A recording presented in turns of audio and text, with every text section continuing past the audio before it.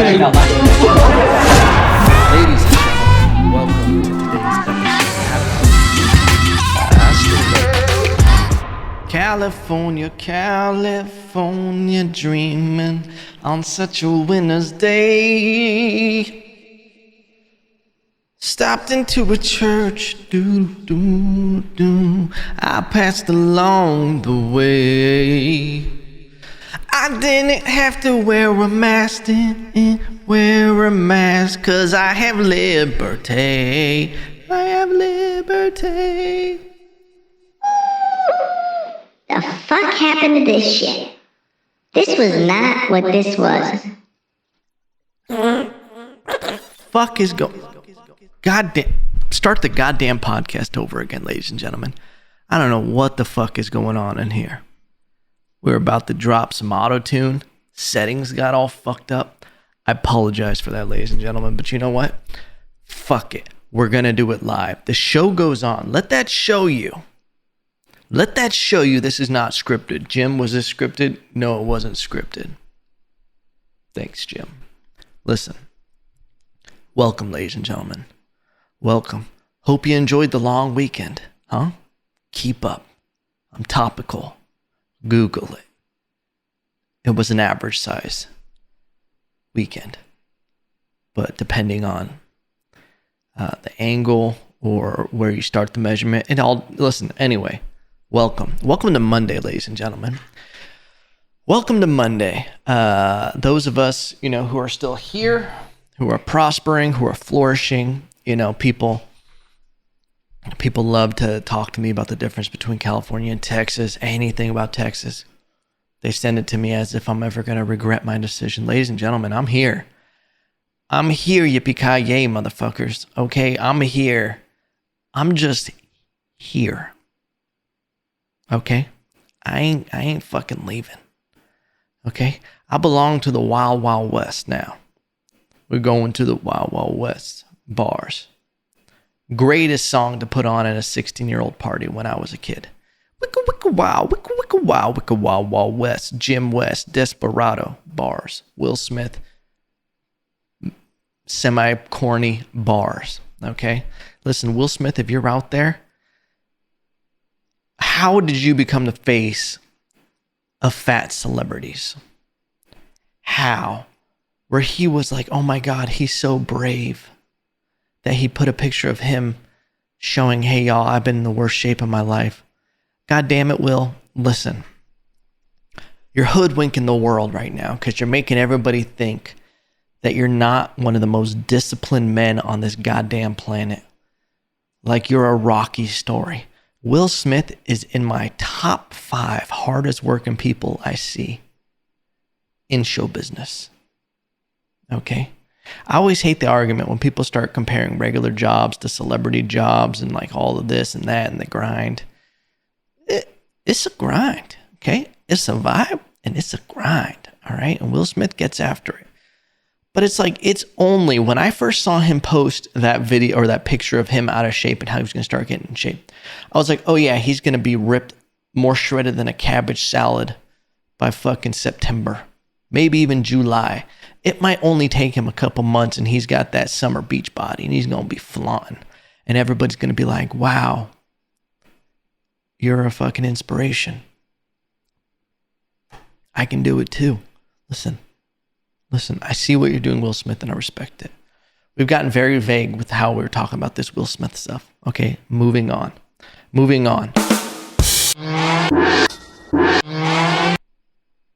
We haven't figured out the transitions, but we're shutting the door on that one. Hey, comedy. How you guys doing? So stupid. I was talking about California. They just released, I believe it this morning, because I still have a business that operates in California. Yeah, I got it like that. So I get these emails about regulations and stuff. They just passed the OSHA, the laws that all these people working in California, even if you're vaccinated, you have to wear a mask at work. Huh? What? Listen, even if you're vaccinated, you have to wear a mask at work if there is even one employee who's unvaccinated. This is a problem. This is a weird world that we're stepping into, where they're using your coworkers and singling you out, that if everybody has to wear a mask if you don't want to get vaccinated. Hey, you remember that thing that you're not at risk for? Hey, you know that thing that you're not really worried about that doesn't affect you, but you're happy that everybody else at risk is getting vaccinated? Yeah, now you're being forced to do that, or everybody else has to wear a mask. Everybody's going to suffer because you don't want to get a vaccine that has barely been around and it got emergency FDA approval. Oh, and there's the clause that you can't sue if you have side effects. Sorry, I'm not a conspiracy theorist. But to use a dope-ass word, we are getting some weird draconian laws. 2 points for using draconian. Like, we're stepping into weird territory of control. And not only that, there's no honor system. A lot of places in Texas, listen, if a store says, please wear a mask in here, now I'll respect it, okay? But a lot of this vaccination stuff has been on the honor system of people actually just, you don't have to wear a mask if you're vaccinated. Okay, like, whatever. But in California, they're doing a lot of stuff where it's like you have to have your vaccine, like, documentation submitted 2 weeks, prior that you got it from when you're allowed to work. And it's like, it's crazy because who's at risk? Is it the person that doesn't want to get the vaccine because they've made an educated decision on it? Or is it the person that is working that got the vaccination? Like, wasn't that the point, was to protect them, the people who needed the vaccine? It starts getting to weird territory. Like, this isn't black and white. We can find some, gray area where we can all live and not get weird, but it's odd, and it sucks to see it because what is it that, California is not going to open up for another month on top of that, of when they said, Governor Newsom said that they were, and then now the OSHA is even getting more strict than what the state board is saying. It's just real odd, man. It's real odd because we have all the data. Listen, this is a comedy podcast, but we're just getting weird on a Monday, coming in hot. All right? Did I forget which one I normally say? Yeah, but it happens. Round 1, fight. Listen. Where do we go from here with this kind of mindset? Why has no health and nutrition been pushed at all with any of this? I just saw a statistic that 42%, I believe, of America is obese. Of the adults are considered obese. That is the main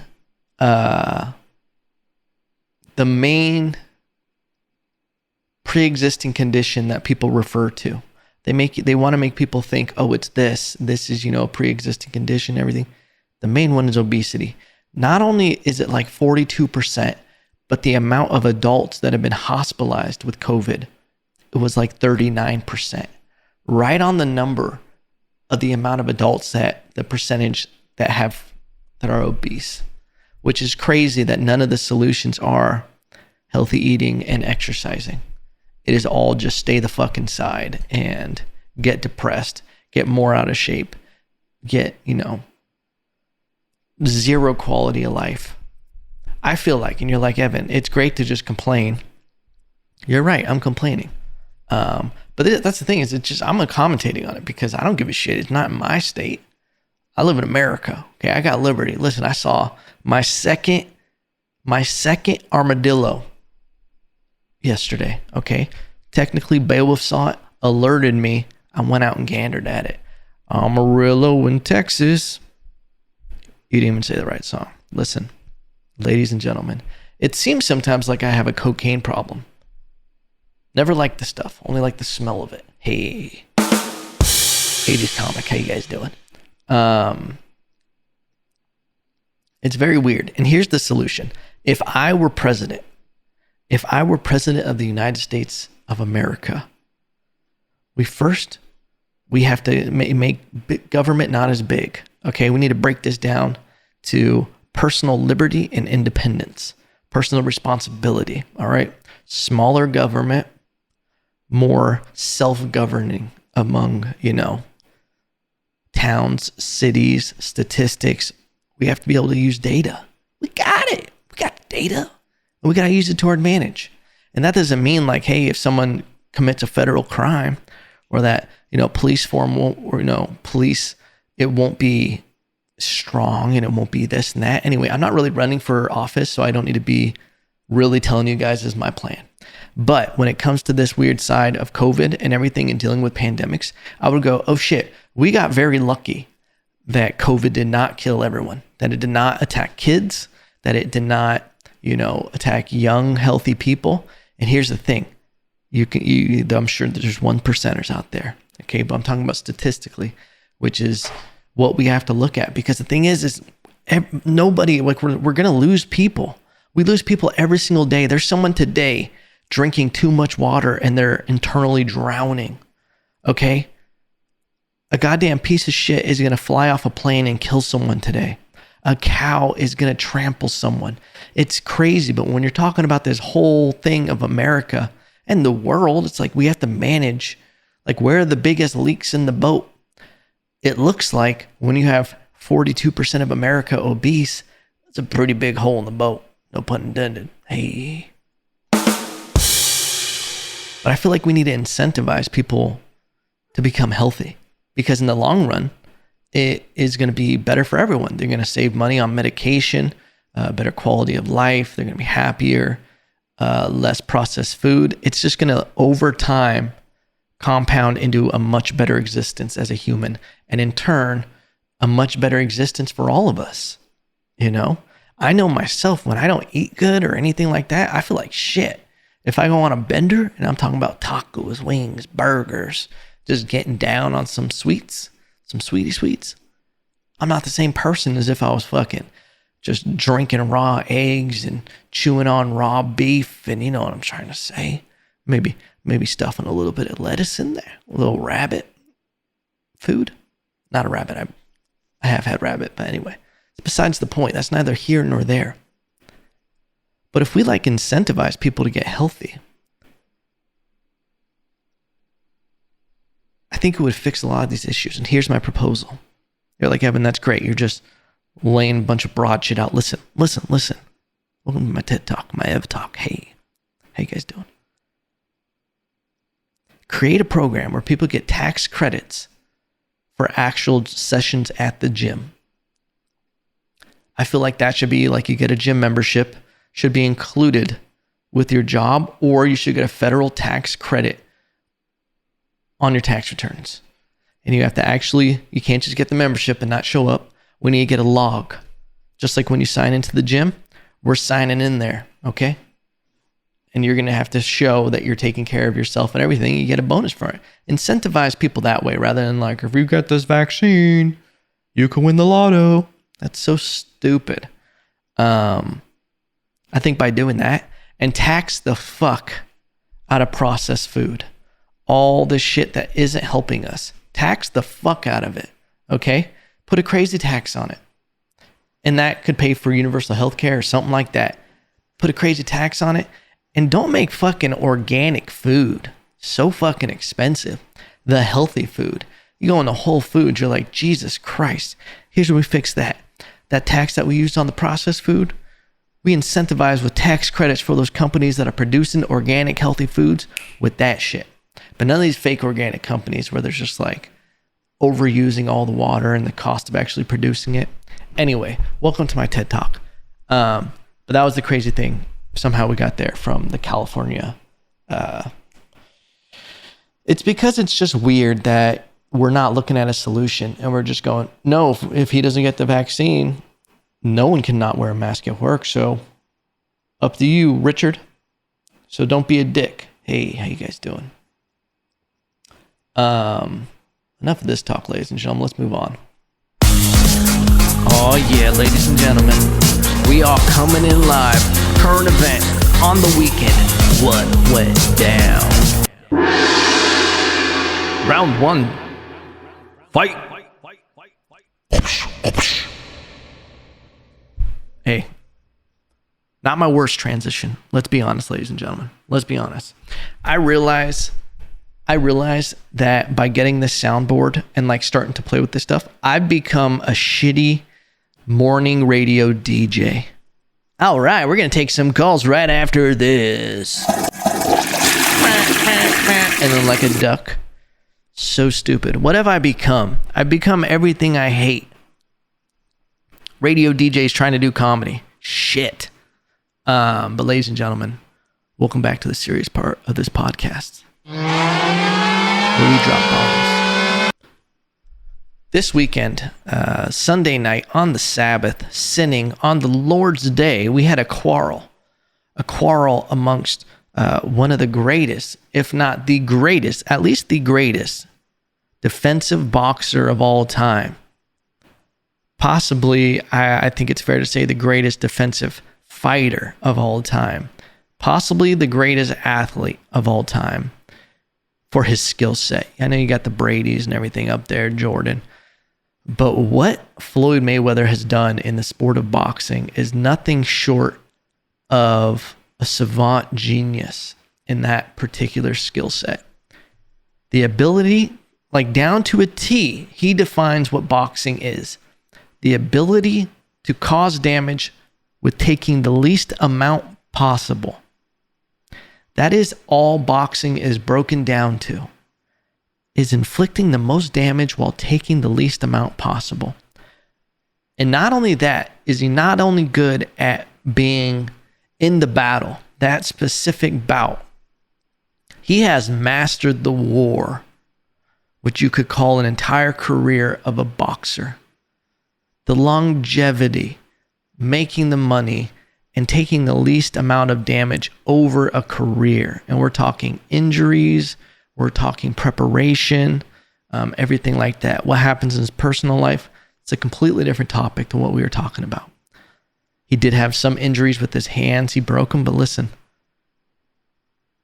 Not only did he broke his hands by trying to knock people out, but not only that, he adapted to the circumstances and became even more of a defensive fighter and knowing how to still win with the issue of broken hands, you know? But this is who fought Sunday night. And who did this man fight? This man fought Logan Paul, Vine star, YouTuber, podcaster extraordinaire, now turned professional fighter. 0-1 as a professional fighter. He went up against, what's Floyd's record? I think it's, 49-0 or is it 50? 51? Anyway, this is a great time for my my mouse to stop working. You know, I love it. I love it. I need to Google this, ladies and gentlemen. It matters not even a little bit. Not even a little bit. 50-0. 50-0. He hit that. Okay? Beautiful. What an accomplishment. Not many people can say they did that. Logan Paul fought him in an exhibition. And so Floyd Mayweather versus Logan Paul. They did 8 rounds of boxing. 8 rounds of boxing. At the last minute, there were some rules that came out that there could be no winner declared. Knockouts were okay. I think they went with 12-ounce gloves instead of 9-ounce gloves. And there was a weight discrepancy. Floyd Mayweather, I believe he fought a lot of his career from 147 to 154, 155. He weighed in at 155, and I believe Logan Paul weighed in at like 189, coming in at, I believe, a heavyweight in boxing. Not only that, I believe Logan Paul is in his 20s, maybe reaching the end of his 20s. But Floyd Mayweather is 44. Now, I know how my body feels at 33. I believe I'm 33. I still never know. This man is 44, and he has been a lifetime athlete. And by in contrast to popular belief, when you're a lifelong athlete, it's not that you're always just in great shape. You are, but you got a lot of miles, you got a lot of miles on the engine. You got some aches and creaks and stuff like that. But Floyd Mayweather, man, he went out there and he put on a clinic for 8 rounds. Okay. And it was interesting. It was weird that I was excited to watch it. It was way too long. The breaks in between stuff. These fights, if they want to be taken serious, they got to get better production in the sense of timing everything out. At one point, it was raining, so they had to stop the fight. It was an outdoor fight. It's like, hey, did you guys even check the weather? Like, yeah, you chose Miami. I know it's a humid place. It just rains when it rains. But you got to maybe put some on top. Maybe close the roof a little bit. But they fought, and it was a very entertaining. I will give you this. It was very entertaining for 8 rounds. And it was entertaining because of the oddity effect of this is a freak show in the sense of there's no weight class matching, age gap, all these, details that made it actually funny to watch and like interesting, intriguing. And my take on it, first of all, Logan Paul, was there a little bit of me that was just like, ugh, when he was announced that he was fighting out of Dorado, Puerto Rico. Okay, buddy. All right. I really hope in some way that they're contributing to Puerto Rico. I really do hope that. But this man just appropriated half of my culture and just being like, yeah, I'm fine fighting out of Puerto Rico, but I'm no better. I'm no better at all. I moved to Texas and I'm just like, don't California my Texas. I saw a U-Haul driving yesterday and I looked specifically at the car's license plate and I was just to make sure it was in California. Meanwhile, I still have California plates riding around. I don't know what I've become, okay? But the Wild West changes you at the end of the day, all right? I'm not afraid to admit it. Logan Paul's fighting out of Puerto Rico. He looks in phenomenal shape. The man has been working hard. This is what I do. I will give credit to the Paul brothers, is that they look like they work very hard. They look like they're dedicated, okay? I know Jake Paul goes a little bit more for the effect of trolling people and trying to get people fired up. It's working. Everybody's eating out of his palm as far as marketing goes.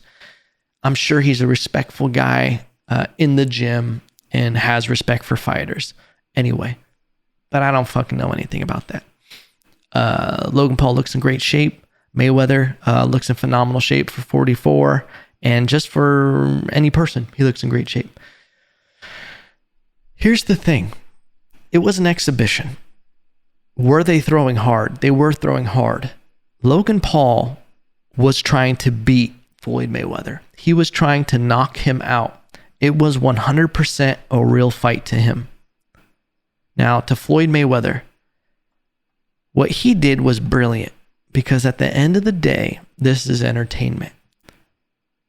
I really believe this in my heart of hearts that Floyd Mayweather carried him for the 8 rounds. I think in the 4th, 5th, 6th round, I think Mayweather could have pressed the pace to finish him. I think he could have been a dick and really put it on him. But what he did was he made it entertaining. He made it look back and forth. He made it look like at times he was going to go for the finish. And the big drama show, And I will give Logan Paul credit. Obviously, when you're that big with a smaller fighter in there, there's weight classes for a reason. You can take some shots. Do I think Mayweather could have dropped him, taken him out? Yes, I do believe that, really. Can I guarantee it? No, I can't. But that's just what it looked like. Logan Paul did land some shots. He did. Nothing that even left marks, anything like that. But the fact to go even 8 rounds, the endurance it takes to go 8 rounds is insanity. Having competed in boxing and years, and I don't know how many rounds of sparring, I can tell you this. When you're first starting out, and when I say first starting out, Logan Paul is still just starting out. If he pursued a career in boxing, it would be interesting to see him box someone his own weight who's a hungry amateur. I don't know if it would go that well for him. I don't. There was a lot of fundamental errors that you see, from technique, from hands down to fighting. Like when you're just starting out, you're trying to figure out your style. You're trying to figure out what works best for your body type and what you're naturally inclined to do. It looks like he's still figuring that out a little bit.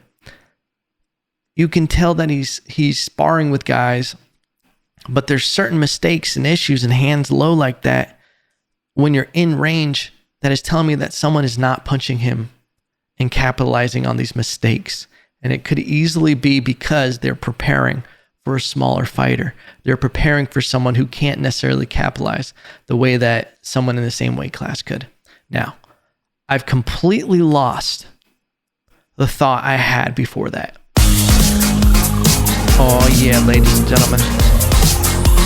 Oh yeah. Now what this did do, this fight, is it made so much fucking money. And this is what's great about it. It is entertainment and people enjoy it. People like it. I enjoyed watching it. Getting to see, like, that's what I've always liked, is getting to see puzzles solved. Oh, the point I was making, I can tell you from experience that 3 minutes of a boxing round is so much different than you think 3 minutes of exerting all your energy is. Like, you think you work hard in the gym or you're an athlete in anything, or you can get in there and, I could get in there 6 minutes, even just 2-3 minute rounds. It's much different once you're in there. When your adrenaline is spiking, when you have that adrenaline dump because of the nerves, the fight or flight. There's so many other aspects that go into it rather than a normal sport.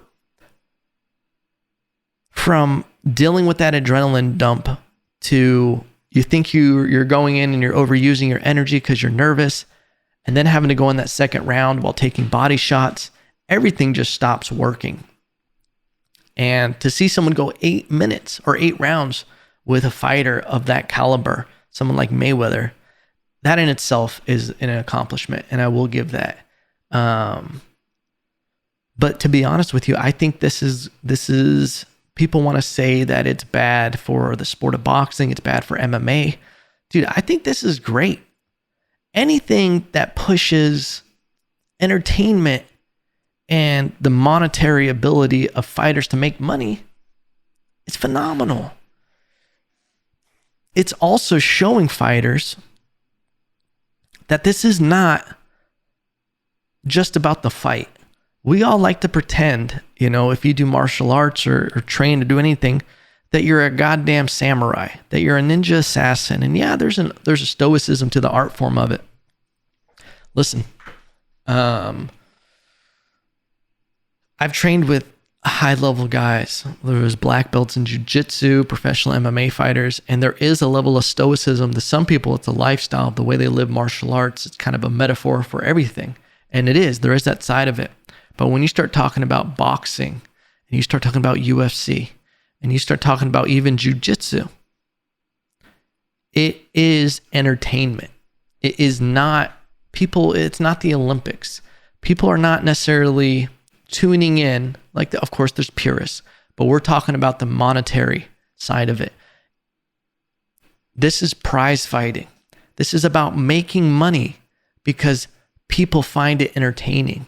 Why do you think whenever there was a fight at school, everybody would race towards it? Everybody would run to it because it's the spectacle. It's something primal of watching a fight. It's the rawest form of competition. Okay? And I think what these fights are starting to do is force people to level up their entertainment level. Level up their entertainment level. Bars. #deep. All right? Which I think is great. Because you can't just float by on being, there's a very small amount of people who can float by on just being purely skillful in their art form. in their, fighting, especially. There's a few that became greats and they never talked, they never did anything. But look at like Conor McGregor, completely revolutionized the sport, changed it, brought it to the next level, and it sprouted all these different forms of the way fighters would prepare for fights and the way they would hype fights and what you need to do, talking and everything like this. I think it's showing fighters that people don't care as much. While, a majority do of the skill set and watching it, there's entertainment value to it. And I feel like it's been being overlooked. I think kind of in the same way, and obviously in the big picture of stand-up, I'm completely green. There's people who've been doing this 40, 50 years. But I feel like it's in the same way, even at the level that I am, of seeing people refuse to start a podcast because everybody does it. Seeing people refuse to make Instagram videos because they consider themselves a purist.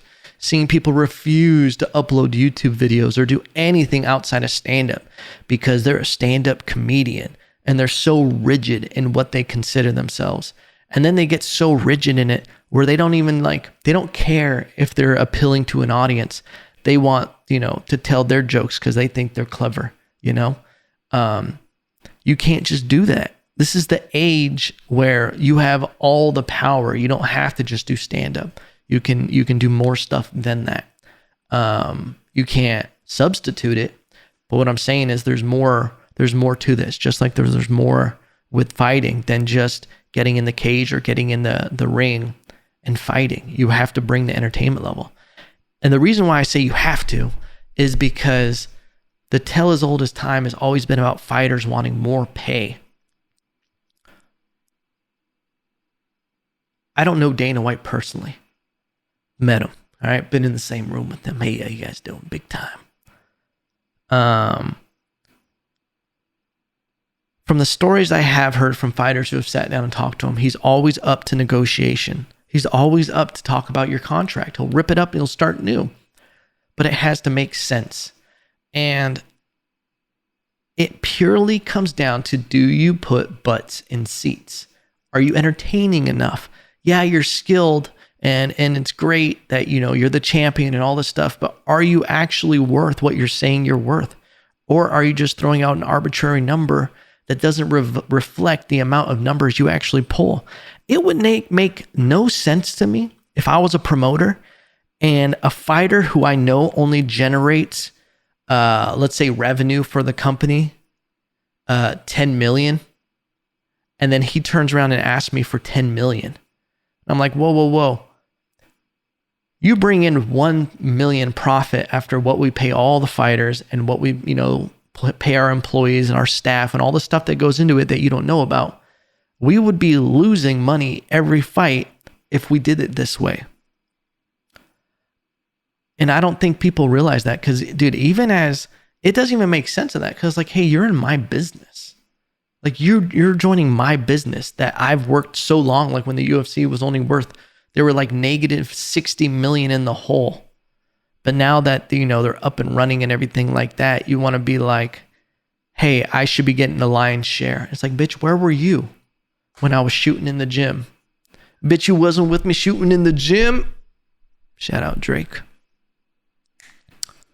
Anyway, that was a weird rant, huh? We really got into it.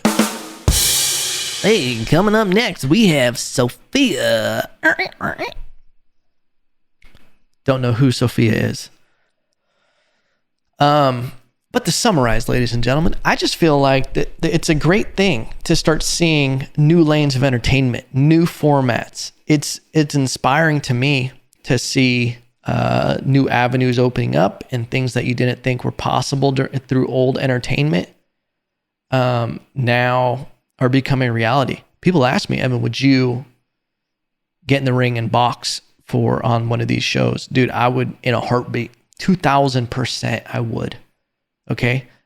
I would turn into I can't even say the Conor McGregor, but I would go full force into it. I would love it because it would be combining two of my great loves, the entertainment and boxing, and I would have a good old time. So if any of you promoters that are And I mean a big card. I got to make some cash for it. Okay? Because every now and then you watch a boxing match, you see all the CTE, you see a MMA fight, and you're like, hell of a way to make a living. But I would for sure do a little run, you know? Ugh. But just even thinking about running makes me go, ugh. Some people just aren't runners, all right? I'm not built for it, all right? Small little sprints if I have to, if lava's coming, I'm out of there. We're talking about 5-10 miles of road work again. I don't know, ladies and gentlemen. I don't know if my joints have it in me anymore, all right? But I think overall, to summarize the whole Floyd Mayweather and Mayweather and Logan Paul fight, I thought it was great. I thought it was great entertainment. I think Floyd Mayweather carried him. I really do think that. I think he knew that it was just to make money. This wasn't supposed to be, you know, a real fight to him. He did it purely for the money. And listen, I've seen the highlights of Floyd Mayweather's sparring. I know what he can do to bigger guys. Granted, he's getting older, and maybe that's a part of the problem I'm not factoring in. But I'm pretty sure if he wanted to finish him, he easily could have, just by overwhelming him. The speed difference once he got fatigued. It's actually funny. When I moved back from Puerto Rico, you know, because I competed in boxing there and everything, and I was all like, that was when I was like completely in boxing mode. I'd first moved back to my parents, and I was going to 24-hour fitness in Lancaster. Shout out. Stupid. I was doing boxing workouts. Listen, I was that weirdo doing shadow boxing, jumping rope, doing the battle ropes, all these drills at 24-hour fitness. I know how weird it is to do any kind of martial arts stuff in a regular gym. Completely get that. But sometimes you just got to do it. And what's weird, a little pin in that, it's weird that sometimes I would do that, and then I'd see weird random dudes coming near me and doing like karate chops and shit. Like they were like, yeah, I do a little bit of stuff too. I move around a little bit. It's just so weird. But when I was there one time, I had a guy come up to me, and this was when Floyd Mayweather was still competing and everything like that, and at the top of his game. Still kind of at the top of his game. It's kind of crazy. He worked with his camp and worked at his gym in Las Vegas. And he came up to me and was telling me, asking me my weight, asking me, you know, what I did and all of this stuff. And he tried getting me to come out to Floyd Mayweather's gym. That's a hard word for me to say, especially after I have a stroke. He tried getting me to go to his gym, and he wanted me to be one of his sparring partners. Make a few $100s a round, okay? You make a few $100s a round, but here's what happens. You get the fuck beaten out of you for those rounds. You get beat up, especially at the level I would have been brought into it.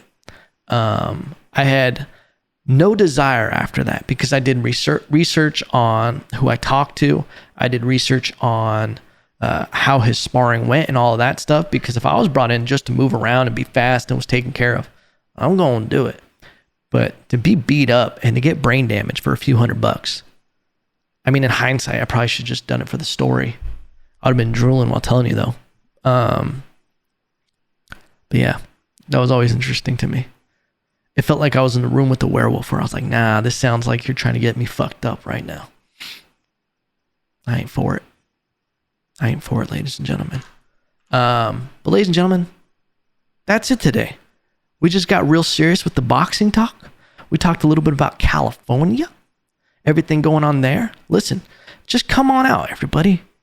Come out to Texas. I know Texas is going to hate that, but listen, I've been here for a couple months. I'm a Texan now. I seen 2 armadillos. I'm part of y'all. I get my food with the fixin'. All right? I get my food with the fixin'. Ladies and gentlemen, I will see you Wednesday. I hope you guys have a great Monday. I hope you have a great Tuesday. Shit, I hope the rest of the week just goes phenomenal for you. All right? Get after it. Do some weird shit. All right? Stick a finger in the butt. Live for once. All right? No, sometimes you see it, you're like, what should I do with it? Maybe next time. Let's go for it. Live a little. Remember, no matter what, I still love you.